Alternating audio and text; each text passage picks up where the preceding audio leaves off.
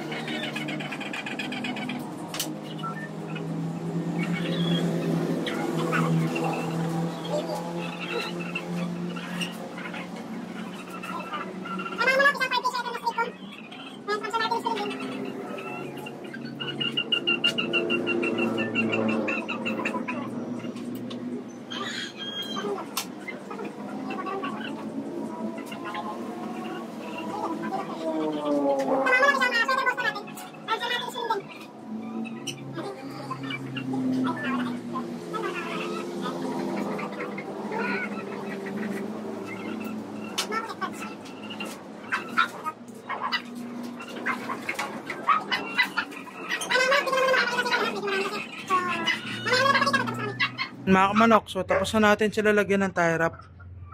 Ayan, lahat ng blue. Ayan. So ito yung mga blue natin, yung mga 5K straight sweater, sweater Boston. At saka itong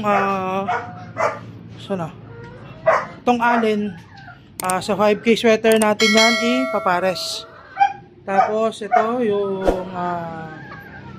sweater Gilmore na babae, Raptor Raptor sweater, tsaka super sweater sa AEJ natin na Golden Boy. Tsaka ito pala sa ano pa to? Sa 5K sweater. Ayan, yung dalawa nating white hatch ito. Ayan. Ito yung dalawang white Kelso. Mel Sims Black, mga manok, ayan. Tapos yung dalawang Docalci Gray. Yung 4 na gold natin. Tapos dalawang Boston Roundhead, Golden Boy, Gilmore, tsaka itong Maclean natin. Ayan. Ayan mga kamanok, so nalagyan na natin ng tie wrap yung mga broodcock na gagamitin natin. Ayan. So 7 yung gagamitin nating broodcock. Ito yung Black Henny, Golden Boy ni Sir Lando Lusong, sweater Gilmore, and pure na white Kelso natin. Ito yung Bulek. Ito yung may marami tayong order na pahulugan. Gilmore, tsaka yung straight sweater natin. Ayan. So ayan yung 7 gagamitin natin mga kamanok.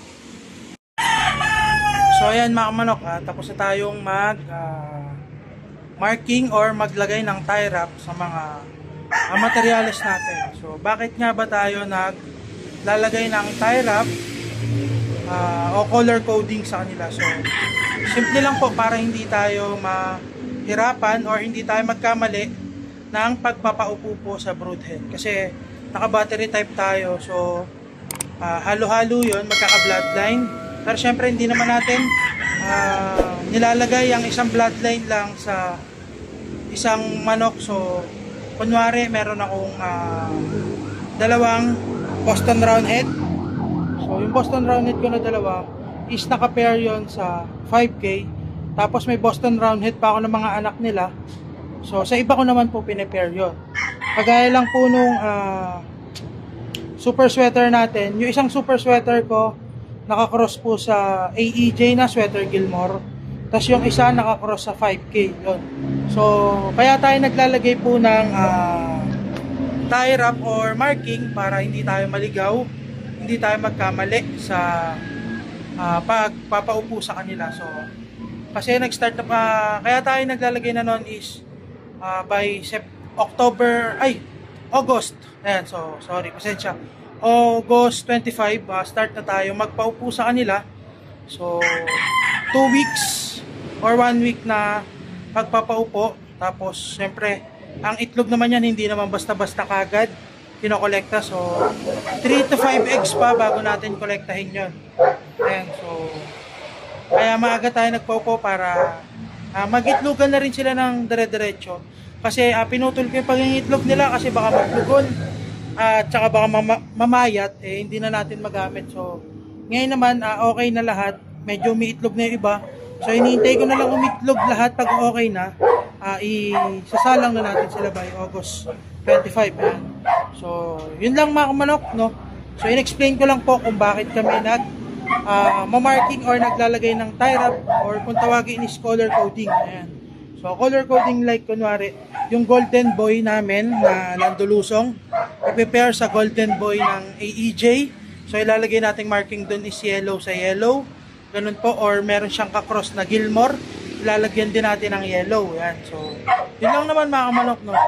Ganun lang po kami mag-marking or color coding para hindi kami nalilito po. Kasi meron po kaming minsan kami ni Airpat, hindi kami sabay bumababa na manukan. Yun, nalilito kami. So yun na po, napag-desisyonan namin na mag-color coding na lang kami kada breeding para din hindi kami nahihirapan sa pagpapaupo. Ayan, so Yun lang mga manok, no? Salamat and ingat po sa inyo lahat. Please like, comment, share, and subscribe. At huwag nyo na rin pong kalimutan pindutin ang notification bell button para lagi kayong updated sa mga i-upload ko pang videos. So yun lang po. Salamat!